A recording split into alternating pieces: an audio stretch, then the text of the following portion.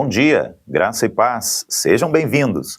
Estamos iniciando na manhã deste domingo mais uma edição da nossa Escola Bíblica Dominical Online.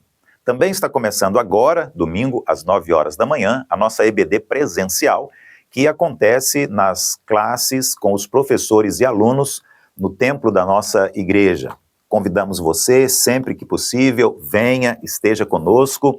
Nós estamos na Rua Tenente Coronel Amado, 203, Centro, Macaé, Rio de Janeiro.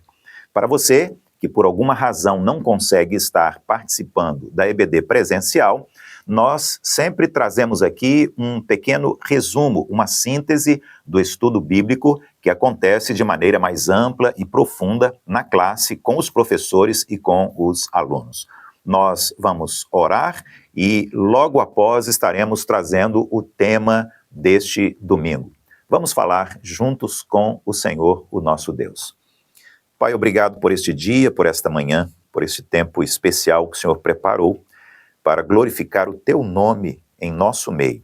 Queremos te agradecer por este dia, mais uma semana que o Senhor nos concede e a oportunidade feliz e riquíssima de estarmos juntos na Tua casa, em torno da Tua palavra.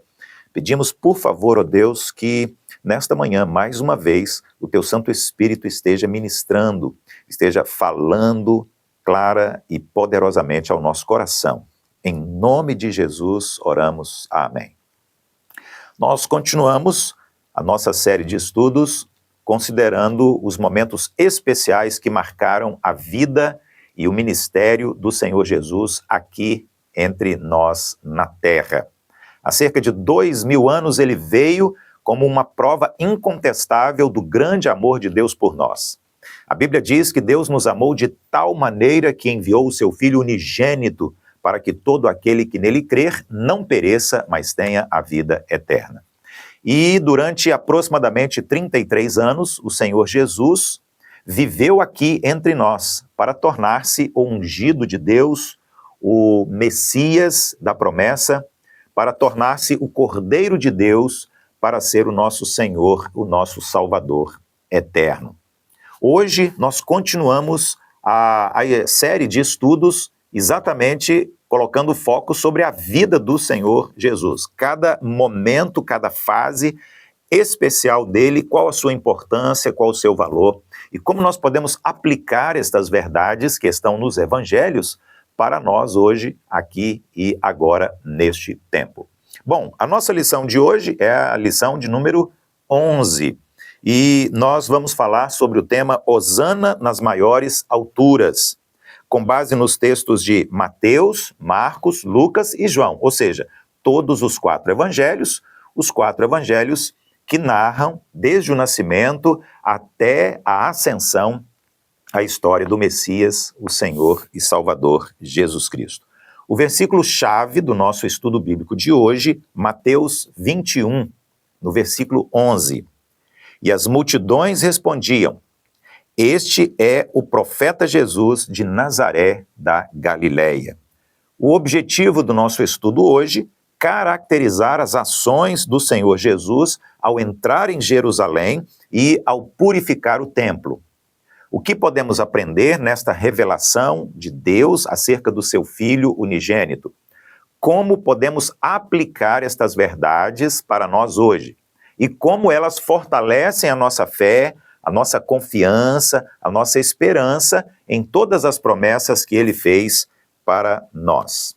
Bom, no final de várias narrativas, de várias viagens que Jesus realizou, e vários lugares, cidades, vilas onde ele esteve, nós encontramos então o final do período do ministério do Senhor Jesus como itinerante.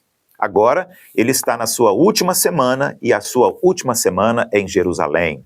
É a capital, é a cidade mais importante para o povo de Deus. Naquele momento, o povo escolhido e separado para a revelação de Deus e a salvação de todo o mundo, o povo de Israel, que antes é chamado na Bíblia, no Antigo Testamento, de povo hebreu, povo judeu, mas que é, na verdade, o mesmo povo.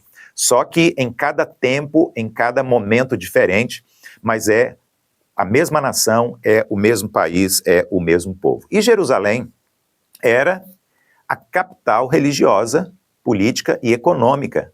É ali, então, o lugar mais importante que Jesus deve chegar para passar os seus últimos dias, para chegar à cruz do Calvário, ao túmulo, à ressurreição e à sua vitória final. Estes dias são os mais detalhados que nós vamos encontrar em toda a narrativa sobre a vida de Jesus nos 4 evangelhos, Mateus, Marcos, Lucas e João. Mas nós precisamos fazer algumas perguntas e precisamos encontrar respostas para que esta narrativa tenha de fato grande valor para nós hoje também. Qual a importância dos eventos que aconteceram com Jesus nos seus últimos dias de vida aqui na Terra? Últimos dias de vida aqui, uma expressão que considera a crucificação, a morte e a ressurreição do Senhor Jesus, porque a partir dali ele está novamente vivo. Quem Jesus acredita ser e o que de fato levou o Senhor Jesus para a cruz e para a morte? Estas são algumas respostas que nós vamos encontrar quando nós lemos, meditamos na Bíblia Sagrada a palavra do Senhor, o nosso Deus. Estas são algumas perguntas que fazem a diferença quando nós procuramos conhecer o Messias, o Salvador. Como Jesus foi recebido? Esta é uma primeira grande pergunta e nós precisamos encontrar resposta. Jesus entra em Jerusalém no domingo pela manhã. Disse aqui na semana passada a importância de Jesus chegar em Jerusalém e entrar em Jerusalém no domingo. Ele já estava aqui desmistificando o conceito religioso, cerimonial do sábado. Ele já estava aqui ao chegar no domingo, o primeiro dia da semana, e entrar triunfantemente em Jerusalém, trazendo uma nova mensagem, a mensagem do Novo Testamento, da nova aliança, que a Igreja do Senhor Jesus deve seguir hoje. É importante nós observarmos a inteligência intencional de Jesus, a sua organização, o seu planejamento, os detalhes. Ele se preocupa com os dias, com os horários. Ele está cumprindo a palavra de Deus, aquilo que Deus revelou e disse ao seu povo através dos profetas em todo o Antigo Testamento. Por isso nós podemos fazer tantas conexões entre a vida de Jesus, o ministério de Jesus e os detalhes com o Antigo Testamento e as profecias. O jumentinho, apenas para citar um exemplo, ele foi escolhido de modo intencional. Jesus planejou escolher um jumentinho para subir sobre ele e entrar triunfantemente em Jerusalém.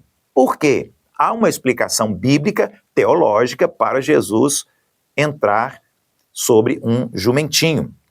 Era um costume dos reis, era uma prática dos reis, como está lá no primeiro livro de Samuel, no capítulo 8, o versículo 6. E o fervor com o qual Jesus foi recebido pela multidão também foi uma celebração digna de um rei.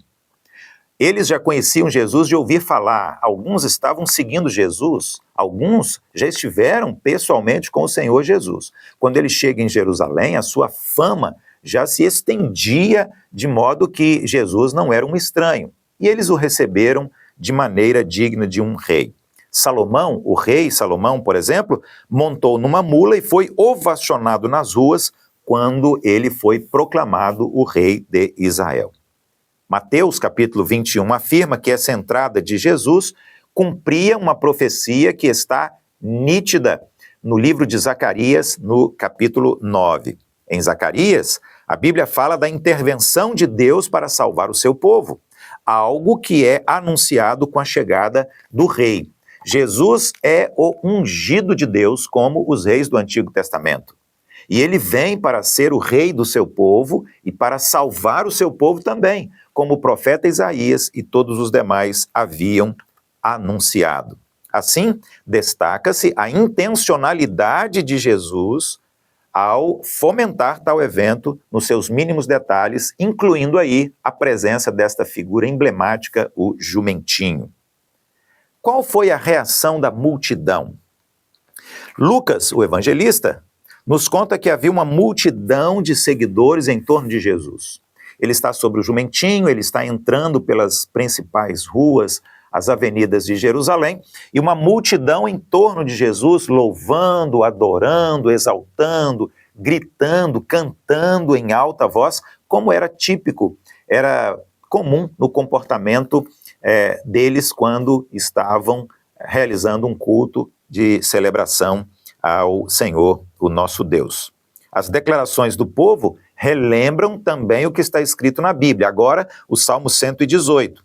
No versículo 26, por exemplo, bendito o que vem em nome do Senhor. O rei Davi, um dos reis mais aclamados de Israel em todos os tempos, ele já escreveu uma canção acerca do Messias e agora esta canção, ela se cumpre como profecia na vida do Senhor Jesus. O versículo 27 faz menção aos ramos e ao cortejo festivo, assim como de fato acontece com o Senhor Jesus. Nota-se que a multidão celebrou a entrada do Senhor Jesus realmente como um rei. O filho de Davi prometido, o filho da promessa dos profetas, associando Jesus com a intervenção de Deus que vem para trazer a salvação para o seu povo. Ele, Jesus, entra em Jerusalém para ser o libertador de Israel, o Messias ungido de Deus, enviado do Senhor para a salvação. E a reação dos discípulos? O apóstolo João nos diz em seu evangelho, escrito muito tempo depois, o seguinte, preste atenção, João capítulo 12, versículo 16. Seus discípulos, a princípio, não compreenderam isto, mas quando Jesus foi glorificado, então eles se lembraram de que estas coisas estavam escritas a respeito dele e também de que ele tinha feito tudo isso com ele. A reação dos líderes religiosos. Bom, se a reação dos discípulos foi positiva, embora tardiamente, a reação da multidão foi de festa, de celebração, porque ali estava a promessa do Messias. Por outro lado, os líderes religiosos reagiram de uma maneira extremamente negativa, a ponto de planejarem matar o Senhor Jesus. Eles achavam um absurdo Jesus ser o Messias. Não queriam que ele fosse, porque a expectativa dos líderes religiosos era de um homem muito forte, capaz de reunir um grande exército, conquistar todas as nações, eliminar com os romanos, com os gregos e com toda a adversidade, com todos os inimigos que há sobre a face da terra. Mas Jesus vem para ser o Senhor, o Salvador, o Rei, no coração, na alma, para a salvação eterna. Eles então ficaram preocupados e começaram a articular para impedir que Jesus cumprisse com todo o seu ministério. Jesus não chegou em Jerusalém como um milagreiro qualquer. Jesus não entrou na capital do povo de Deus, Israel, como um profeta qualquer. Ele se apresentou como o Rei, com R maiúsculo, e como o Messias, com M maiúsculo, o Cristo, com C maiúsculo, ou seja, ali estava o Filho unigênito de Deus, para trazer e oferecer a salvação. Nem a multidão ainda estava compreendendo plenamente o plano de Deus. Os discípulos de Jesus também ainda não estavam compreendendo plenamente. De igual modo, a liderança religiosa o viu como um rival, como um inimigo, como um adversário, porque eles definitivamente não estavam entendendo qual era a essência da verdadeira mensagem do reino de Deus para nós. De modo geral, o que Jesus fez em Jerusalém era diferente, muito diferente do que todos esperavam. Quer um exemplo? Judas. Judas Iscariotes era um dos 12, caminhou lado a lado com Jesus durante 3 anos. Ele não compreendia, ele tinha também a mesma expectativa de todos os outros judeus. E ao entender que Jesus não seria o Cristo, o Messias, ele decidiu entregá-lo, ele o traiu para que Jesus fosse preso, julgado, condenado e morto. Como Jesus reagiu? Qual foi a reação do Senhor Jesus? Falamos aqui sobre a multidão, sobre os discípulos, sobre os líderes religiosos, mas e do ponto de vista do Senhor Jesus? A chegada de Jesus em Jerusalém é marcada por muitas reações, diversas reações. Lucas 19 registra que Jesus, logo que chegou, ele olha para a cidade e ele lamenta. O seu coração chora, triste. Jesus já sabia que ele seria rejeitado. Jesus, sendo Deus, ele já sabia o que aconteceria nos próximos dias. Mas a maior tristeza do Senhor Jesus foi porque ele veio para o seu próprio povo e o seu próprio povo o rejeitou, disse não. E ainda o prenderam, o mataram, crucificado e humilhado naquela cruz. Ele encontrou ali no templo, por exemplo, quando ele entrou em Jerusalém e chegou ao templo, pessoas que estavam fazendo comércio, cambistas, estavam vendendo mercadorias com valores exorbitantes, enganando os adoradores. Jesus, então, ele usa da sua força, da sua autoridade, e ele exige o fim dessa exploração das pessoas, e ele diz que a casa de Deus, o templo, o santuário do Pai, devia ser conhecido em todo o mundo como um lugar de oração, de culto, de louvor, de adoração, e não como um lugar para câmbio, mercadorias sendo vendidas, dinheiro para cá, dinheiro para lá, como se bens materiais e prosperidade fosse uma prioridade. Como Jesus agiu? O problema que Jesus encontrou não foi de mera exploração econômica do seu povo. Os líderes religiosos estavam administrando aquele comércio do templo de modo que aquilo se tornou um mecanismo de controle da população. Institucionalizou a adoração e eles estavam comercializando a fé. Eu quero abrir um parênteses aqui para falar que, infelizmente, esta tem sido uma triste realidade em muitas igrejas em todo o mundo. Transformam o louvor, transformam a adoração, transformam o culto, o local onde a comunidade de fé deve se reunir para buscar a face do Senhor, para orar principalmente, para estudar a palavra revelada de Deus, mas eles transformam em comércio e eles oferecem mercadorias. Tudo é feito em troca de dinheiro, em troca do ouro, da prata, do bronze. As promessas que são feitas apenas falando sobre prosperidade, sobre cura, milagres, coisas extraordinárias. Jesus não é o foco, não é o centro, a salvação, a eternidade não é o foco, não é o centro, a cruz, o arrependimento, a santidade.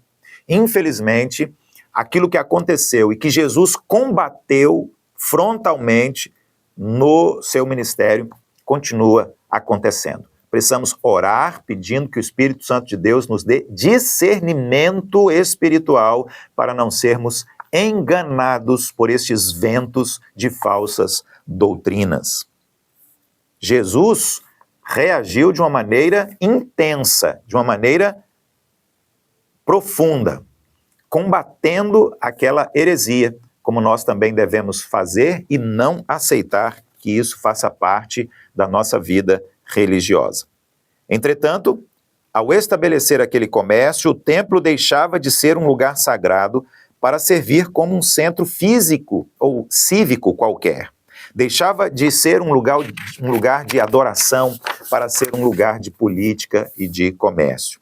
Jesus, então, toma uma atitude enérgica de reprovação daquela conduta e ele fala de uma maneira contundente contra o pecado que eles estavam cometendo ali e, o que é pior, com a aprovação dos líderes religiosos. Quando Jesus, o pastor de Israel, chegou, ele trouxe consigo cura, libertação para os necessitados. Jesus curou um cego e um manco no meio de todos aqueles que estavam ali no templo. De certa forma, ele estava, naquele momento, democratizando o lugar de adoração, uma vez que alguns estavam sendo excluídos, não conseguiam entrar, não conseguiam participar, principalmente porque não tinham recursos financeiros suficientes. Agora outra pergunta, por que Jesus agiu? Por quê? A ação de Jesus foi fundamentalmente profética para colocar a nação numa direção certa, no caminho correto e anunciar a chegada do plano de Deus, do programa de Deus para a salvação.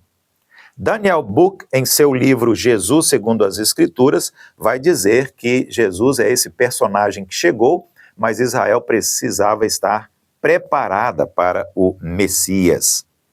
Ao purificar o templo dos comerciantes, daqueles que estavam fazendo o negócio, Jesus fez uma citação bíblica combinando Isaías 56, Jeremias 11 e Mateus 21.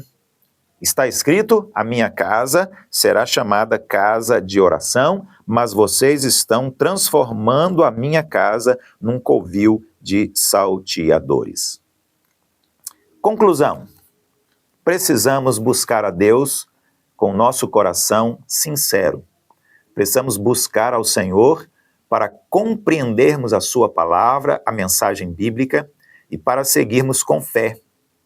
Mas não uma fé qualquer, mas não uma fé equivocada.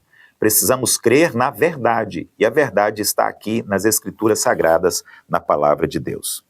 Jesus chegou em Jerusalém, uma cidade que estava dominada por opositores ao seu ministério, e mesmo assim, corajosamente, ele se apresenta como Messias, ou ungido de Deus, o Rei dos reis e Senhor dos senhores, que veio para trazer salvação, não através da guerra contra os romanos, não através do conflito contra as nações e os inimigos de Israel, mas como um rei que traz uma mensagem de paz, de harmonia e de verdadeira felicidade.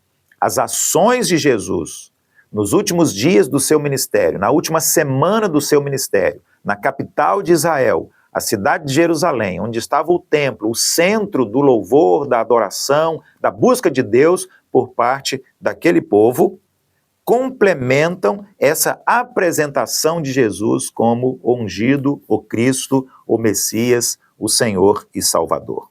Ele demonstrou que não veio apenas para purificar e trazer de volta o coração do povo para Deus, o Criador. Mas ele inaugura também um novo tempo, uma nova época de adoração. E ainda também Jesus traz consigo o julgamento. Ao condenar o templo e demonstrar a falha da adoração em que Israel se encontrava, Jesus estava, na verdade, indo além, preparando o caminho para que todos se conectassem a ele, como ele estava prestes a fazer. Jesus é a plenitude da presença de Deus encarnada e o sacrifício perfeito, de modo que a partir da cruz, a adoração verdadeira passou a ser apenas em espírito e em verdade. Obrigado pela sua participação, pela sua presença, pela sua audiência. Deus esteja continuamente abençoando a sua vida e a sua família também. Até o próximo domingo, um grande abraço. Deus te abençoe.